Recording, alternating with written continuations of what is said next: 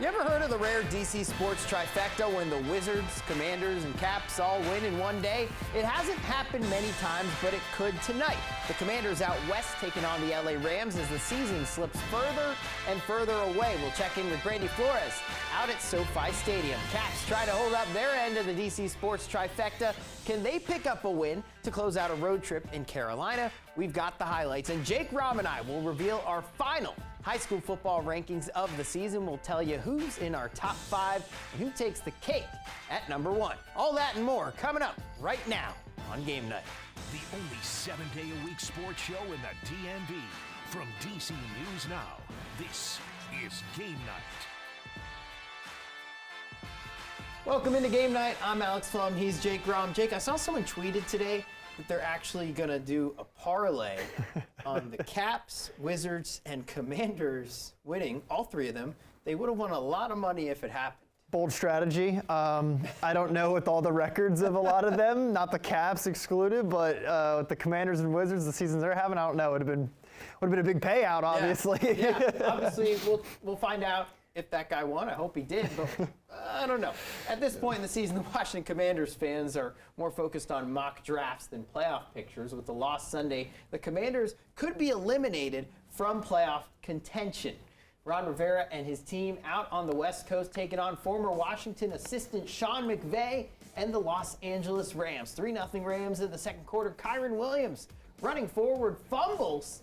Kendall Fuller falls on it. The Commanders recovered 2 fumbles in the first half, but their offense couldn't capitalize on the early turnovers. Third quarter in a 13-0 hole, Matthew Stafford heaving it downfield. Cooper Kupp on the receiving end, yet another player getting his get-right game against Washington. Fast forward to the fourth, Jacoby Brissett coming into the game for Sam Howell. Commanders down 3 scores, and he's going to throw this one to the end zone. Terry McLaurin reels it in for a great touchdown catch. Commanders on the board with some life and some time left in this game. Late in the fourth, took him about 30 minutes to get it done, but 4th and goal knocking on the door. If you watch, you know what I'm talking about. If you know, you know. Brissett finds Curtis Samuel for the touchdown. Magic Johnson likes that, but it's too little, too late. The Commanders are going to fall short in this one, losing 28-20. They are officially eliminated from playoff contention, missing out on the playoffs for the 3rd time in 4 seasons under Ron Rivera. Unfortunately, we struggled a little bit in the second quarter, and when you got an opportunity to get down in the red zone, you got to put the ball in the end zone. Yeah, it is frustrating. I mean, there's no other way to put it. We got to play better. I think it's as simple as that. We haven't played up to our standard pretty much the whole year, and we play with maybe a little bit better, but it really doesn't matter, right? There's no moral victories in football, so we got to play better. So the Commanders again dropping their 5th straight. Jake eliminated from playoff contention out on the West Coast. And we're going to head out to Los Angeles area now in Inglewood, California. That's where we find Brandy Flores. Yeah, Brandy, things getting a little interesting towards the end of this one. Jacoby Brissett actually coming in late for Sam Howell, tossing 2 touchdowns. What led to that switch, and do we have a quarterback controversy that we need to start talking about? Well, guys, I'll just nip it in the butt right there. There is no quarterback controversy after the game. Head coach Ron Rivera telling the media that Sam Howell is still their QB1, and it was actually Rivera's decision to take out Sam Howell from the game. He said he was doing it to protect Sam Howell. He's still learning, very young in this league, and sometimes you got to take a step back, a mental reset. And definitely he received what Jacoby Brissett coming in and being extremely productive, helping wide receiver Terry McLaurin eclipse 100 yards. But after the game, both Terry and Jacoby having their full support behind Sam Howell. We support both of them. Even like I said, dating back to the summer, we got work with both of them. We're confident in whoever's in there, and obviously with Sam we have opportunities too. We just inch here, inch there. Those plays, the game is really minute, and I think Sam's still doing a good job of growing and learning and giving us a chance to make plays down the field. And I'm confident if I believe he's going to be the starter next week. I haven't talked to coach or whatever, but we're still rolling with him. This isn't a product of who he is as a man. He's a good kid. I mean, he's top 10 in the league in passing for a reason. He's a good player. It was just that point in the game where it's just like just get ready for next week, and like I told him, he's gonna be a good player in this league for a long time. This shouldn't discourage him or anything. Like it's like my little brother, man. I always have his back, and you know, literally every time I was off the field, I was talking to him because, you know, like I know how this moment could feel. You know, I've been in these similar situations. You know, maybe a little different, but in similar situations. And the key is just, you know, you just can't be discouraged, can't lose confidence, and I'm sure he won't. And I'm sure he can come back and be better from this. So yeah, guys, no quarterback controversy. We'll likely see Sam Howell as the QB1 next week. But as you mentioned, just another tough day and another tough road game for this Washington team. Yeah, and Brandy, you mentioned tough game, but the defense did show some flashes. Offense up and down, but special teams, that seemed like a problem area. Another tough game for long snapper Cameron Cheeseman. Yeah, Alex, that snap that resulted in a field goal for Los Angeles, shifting momentum. Tress Way was even down for 15 minutes. We hope that he's, you know, going to be okay. They didn't give an immediate update after the game about Tress Way, but, you know, Cameron Cheeseman has struggled all season long, so it's not going to be surprising if we see somebody else coming in after the game. Head coach Ron Rivera talking about how frustrated he was. He was actually frustrated the entire post-game press conference, but saying that that cannot happen. So it's not going to be surprising if we see long snappers coming in for a practice next week in Washington, guys. Yeah, Brandy, so the Commanders eliminated from playoff contention today, still have 3 games left in their schedule. I feel like a broken record asking this because I feel like we talk about it every single week, but what was the mindset in the locker room after today's game? 5 straight losses, but still some games left on the schedule. I mean, the vibe was kind of the same as it's always been, Jake. We've been in these locker rooms before where they're disappointed after a loss, but as you mentioned, this loss, it means that much more. It means there's absolutely no chance that they're going to make the playoffs this year. And talking to the guys in the locker room, Benjamin St. Juste said, you know, he's going to give it all he has the rest of the season. When he puts on that Commander's uniform, he's going to give everything that he has. Kendall Fuller, Terry McLaurin kind of echoing the sentiment. So it's almost like sad, obviously, because they're upset, but at the same time, they're playing for themselves, they're playing for their pride. These guys are competitors, and they're going to continue to bring it week after week until the season's over. All right, thank you, Brandy. Here is the NFL standings after today's action. The Eagles sit at the top at 10-3. They play tomorrow night against Seattle, possibly without Jalen Hurts, who's battling an illness. The Cowboys at 10-4 after their loss to the Bills. Bills crushed them in that one. Giants lost as well. They are 5-9, and the Commanders in last had a rough 4-10. And the Baltimore Ravens in action tonight down in Duval. Entering tonight, first place in the AFC East and in the AFC in total. Let's check in on this game, Sunday Night Football down in Florida. Jaguars losing this one to the Ravens right now. It's 23-7. We're under 6 minutes left in this one. The Ravens defense clamping down on Jacksonville's offense, Alex. Man, Jake, I wish Carolina had as exciting of a name of an area as the Jaguars do, but we're going to move to the ice as the Caps are wrapping up a road trip, trying to pick up a win before they head home. Of course, they're down in Raleigh facing the Carolina Hurricanes. We're going to pick it up in the second period. Caps in a 1-0 hole, but here they come. Martin Ferravari is going to get it, put it in the back of the net, ties this game up at 1 apiece, but we're going to need a shootout tonight. You need a clutch score, you know who to call. Evgeny Kuznetsov bringing it up slowly, sneaks it right through. Caps up 1 through the first round. Darcy Kemper, he was looking like a stone wall down the stretch, which is good to see from him. He needs one more save, and he's going to get it. The Caps are going to get this win in a shootout. Washington holds on 2-1. Kemper finishes with 28 saves, giving up the 1 goal early in the second period. Kemper and the Caps will be back home Wednesday to face the Islanders, but for now, it's going to be a happy plane ride back to D.C. Just playing what I see. I don't really like to pre-scout too much and anticipate too much. I just want to react and hold my edges as long as I can, and was able to get another win tonight. And the Washington Wizards picking up their 4th win of the season on Friday, looking to make it 2 games in a row. They were out west in the desert, taking on the Phoenix Suns. No Bradley Beal for the Suns tonight. Wizards looking to take advantage of that pick-and-roll action here in the second quarter. Daniel Gafford, tough bucket. It's going to fall.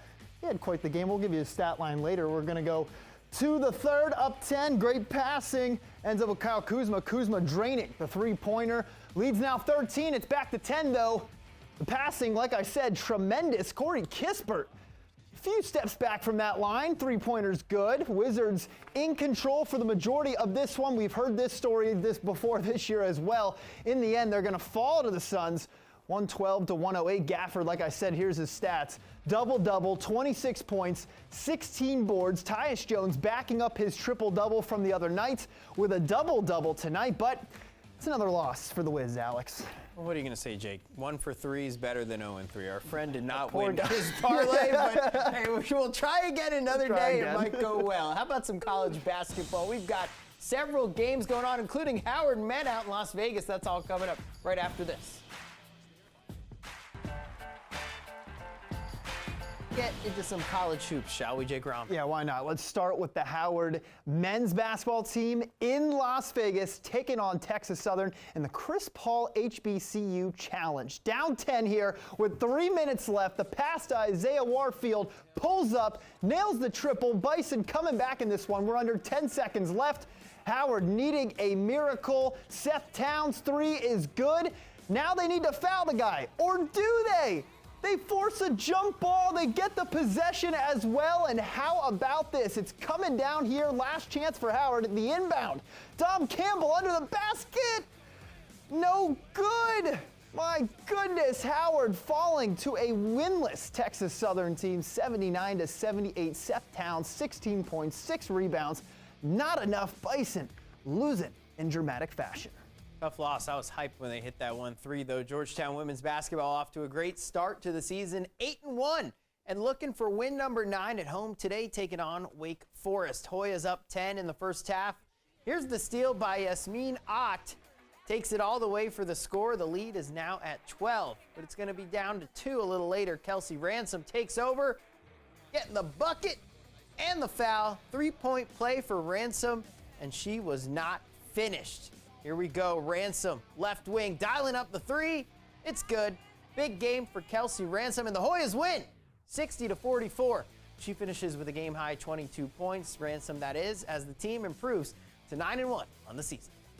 College hoops, more of it that is. Navy men's basketball team earlier today at home taking on Washington College. The Midshipmen up 12 early in this one, now up 16 points. Down in the paint, Mike Woods, pump fake, laying it in for 2.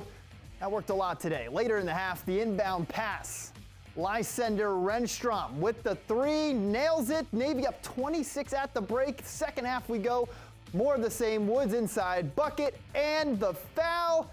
Easy, easy, easy win here for the Midshipmen. They defeat Washington College 91 to 33. Cam Summers leading the scoring for Navy, 13 points to go with 3 rebounds and 2 assists. Back to women's hoops. JMU paying a visit up north to take on Maine. The Dukes looking for their 3rd straight win.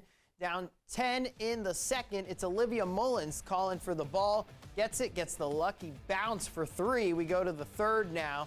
Dukes down by 5. Peyton McDaniel. She's going to fire from long range. That's good. She had 18 in this one. Dukes up now in the 4th. The first shot off the mark, but Evane Bristow snags the loose ball and gets the bucket.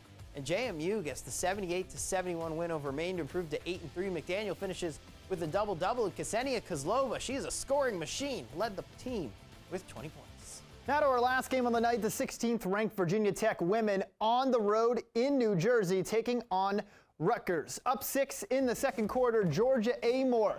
Matilda Eck nailing the 3. That was a trend tonight. Here we go. Amore, Eck once again. 3 more points. Yes, sirree. It's raining 3s in this one. This time Amore's going to do it. Why not? Add her name to the 3 party.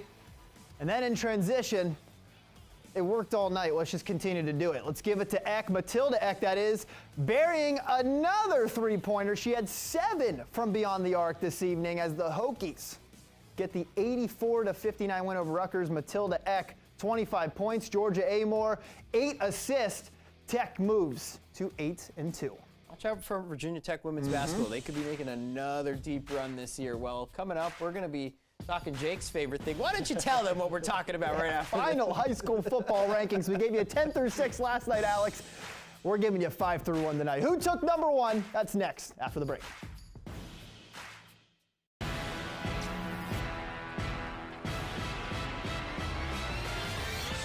Well, last week our high school football season officially came to a close, but before we wrap it up and put a bow on it, the 2023 season, we have our final rankings to reveal. Yes, we do. On Saturday, we gave you teams 10 through 6. Now we give you our top 5 teams, starting with number 5. Coming in at number 5, it's the DeMatha Stags. 9-2 on the season. Their only losses coming to good counsel twice, one of them being in the WCAC championship game. Still, incredible season for the Stags. Defensively, only allowing over 15 points in just 2 of their games, outscoring opponents offensively by an average of 18 points. The DeMatha Stags coming in at number 5. Our number 4 team is coming from Frederick County, Maryland. It's the Oakdale Bears, one of 2 teams in our coverage area to finish the season undefeated after losing in the state final last year. The Bears brought home the MPSSAA Class 3A state title this year, defeating their rival Linganore 42-35 in a wild game. And in their final 10 games, Oakdale scored an average of 49 points per game, virtually unstoppable. And with that, Kurt Stein and the Oakdale Bears land at number 4 in our rankings. And at number 3, it's our MPSSAA 4A state champs, the Wise Pumas from Prince George's County. After losing to Maury from Southern Virginia in week 1, Wise won 12 straight, 8 of which were in shutout fashion, including a 21-0 win over Broadneck in the state final. The Pumas never left out of our top 10 all season long. Great offense, great defense, great coaching by DeLon Parrish. Their 12 straight wins, along with their state championship, puts them at number 3.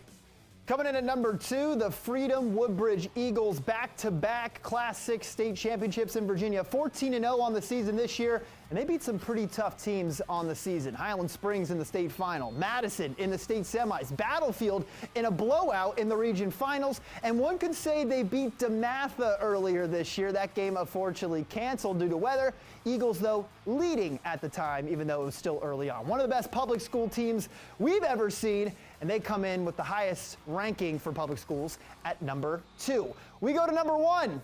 The Good Counsel Falcons. They were here basically all year long. Extremely talented bunch. Overcame a loss in their first game to St. Edward from Ohio. Won 10 straight games, going unbeaten in the WCAC, beating St. John's, Gonzaga, DeMatha twice, on their way to a WCAC championship. It's their first championship since 2019. The Good Counsel Falcons are number 1 team in the DMV, Alex. It was an incredible season of high school football, and I think the one topic we want to go to, and you kind of saw it there in the top 5, even in the top 10, public schools this year. Man, could they contend? Yeah, well, coming into the season, we knew the big talk was going to be these interesting matchups that we had. We saw teams like Quince Orchard playing Stonebridge. That was a wild game. Obviously, that wasn't the public-private, but Maryland, Virginia playing each other. Obviously, Freedom, DeMatha was the big one. You were a little busy that weekend. I don't remember what you were doing, but that weekend, those 2 teams playing each other, and obviously we got the crazy weather that kind of robbed us of that game. But you know, it was a close game, and if they played that full game, Freedom might have beaten them, and we might have been sitting here looking at Freedom at number 1 right now. But that Freedom Good Counsel, I would have loved to see those 2 teams play. We need to make like a college football playoff, high school football playoff sponsored by DC News Now, and just see these teams kind of duke it out. But you know, it's just amazing to see the talent, and like you said, it's almost comparable with some of these high-level teams. You know, we were going to get in the basketball season, and you know, private schools just dominate in the basketball season, I feel like. But with football, just how it was public school-wise, like you almost can have that feeling, like you said, Freedom, Good Counsel could have been a good matchup because of how they played against DeMatha. You sit here wondering, like, man, these public schools in football are starting to catch up a little bit to some of these private school teams in our area. It was just exciting all year round, and we had so many championship teams. Let's not forget the Murray Frogs also winning a DCSAA Class A championship. They were in our top 25. 4 of those top 5 teams, they won state or conference championships. So a lot of championship teams in the DMV, a lot of great teams. It was very hard making that list this year, Alex. Yeah, and I think even some of the lower ranked teams that made our rankings, like I think of the Blake Bengals in Montgomery County as an example. Blake, Gaithersburg, Churchill, teams in Montgomery County that not every year are showing up in our rankings like this, were showing up. So it's just interesting to see not just the top level talent, but even lower into our rankings as you get these higher teams, it's going to be interesting to see how it continues to build, especially next year. Yeah, definitely. And last thing I'm going to say, you mentioned Blake. They were undefeated for the majority of the season, saw their one loss in the playoffs for the entire year. Tuscarora, another team in Virginia, one loss on the season, happened in the regions or the state semifinals. A lot of great teams on the list, and unfortunately, it's so hard sometimes to find out who wants to be in the top 10. And then you think of the chaos we had this year too. Yorktown, unranked team that we had, beating an undefeated South Lakes team in Virginia. Like you said, there were, Northwest beating Quince Orchard. Northwest was up there, then they end up losing to people. Like March Madness. It's utter chaos this year compared to past years. And you're already counting down the days. Count them down. Let's go. August of next year. It'll be a fun one. Well, coming up on the show, we've got our gaming segment. I'm going to quiz Jake on all-time DC sports championships. Not a lot of them recently, but there's some to talk about. We'll have that right after this.